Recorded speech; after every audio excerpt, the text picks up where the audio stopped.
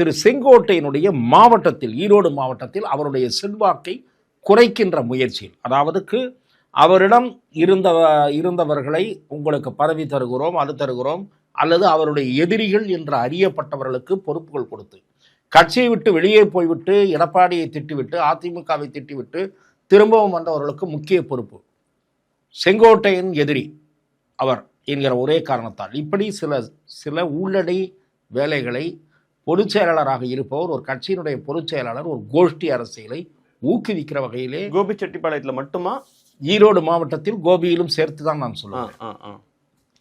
So இது அவருக்கு அதிருப்தியை ஏற்படுத்தியது. இதற்கான காரணம் ஒரே ஒரு டவுட் சார், ஏன்னா 6 பேர் சந்திக்கிறாங்க, எஸ்பி வேலுமணியை தாண்டி மற்ற 5 பேரையுமே கொஞ்சம் ஒதுக்கி வைக்கிறாரு. ஏன் ஆனா செங்கோட்டையனை மட்டும் இவ்வளோ ஃபோக்கஸ்டா அவருக்கு மாறா, அவருக்கு பிடிக்காதவங்களுக்கு பதவி கொடுக்கறது அப்படிலாம் செய்யணும்? இல்லை, அதற்கு காரணம் திரு செங்கோட்டையன் அதில் இருப்பவர்களில் 2 பேர் சீனியர் ஆலோசனை சொன்னவர்களில் ஒருவர் திரு நத்தம் விஸ்வநாதன், ஒரு செங்கோட்டையன். நத்தம் விஸ்வநாதன் 1972 இருப்பவர், செங்கோட்டையனும் அதே மாதிரி தான் குள்ளம்பாளையத்தில் பஞ்சாயத்து தலைவராக இருந்து தான் எம்ஜிஆரிடம் போய் சேர்ந்தார். அதே போல் 77 எம்எல்ஏ நத்தம் விஸ்வநாதன் அவர்களாவது பிற்காலத்தில் எம்எல்ஏ ஆனவர். ஸோ 77 பொது தேர்தலிலேயே எம்எல்ஏ ஆனவர், எம்ஜிஆருடைய அபிமானத்துக்குரியவராக இருந்தவர். பதவி கிடைக்கவில்லை. ஒரே மாவட்டத்தில் அப்பெல்லாம் ஒருங்கிணைந்த மாவட்டம். பொன்னையன் இருந்தார், அப்புறம் முன்சாமிக்கு வாய்ப்பு கிடைத்தது, இவருக்கு கிடைக்கவில்லை.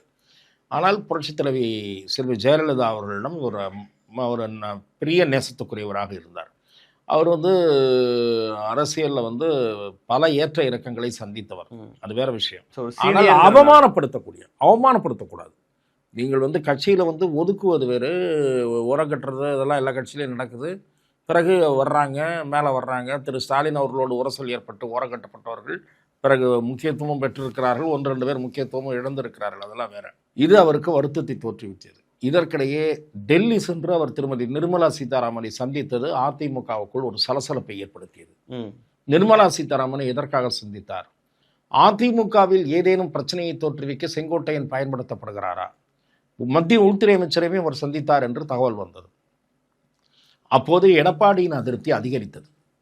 திரு செங்கோட்டையன் அவரிடம் பேசிய 1-2 பேரிடம், என்னிடம் அல்ல, அவரிடம் பேசிய 1-2 பேரிடம் டெக்ஸ்டைல் பிரச்சனைகளுக்காக நான் நிர்மலா சீதாராமன் அவர்களை சந்தித்தேன் என்று அவர் தெரிவித்திருக்கிறார். ஹோம் மினிஸ்டரை சந்தித்திருந்தால் அது நிச்சயமாக அரசியல் பேசியிருக்கக்கூடிய வாய்ப்பு உண்டு.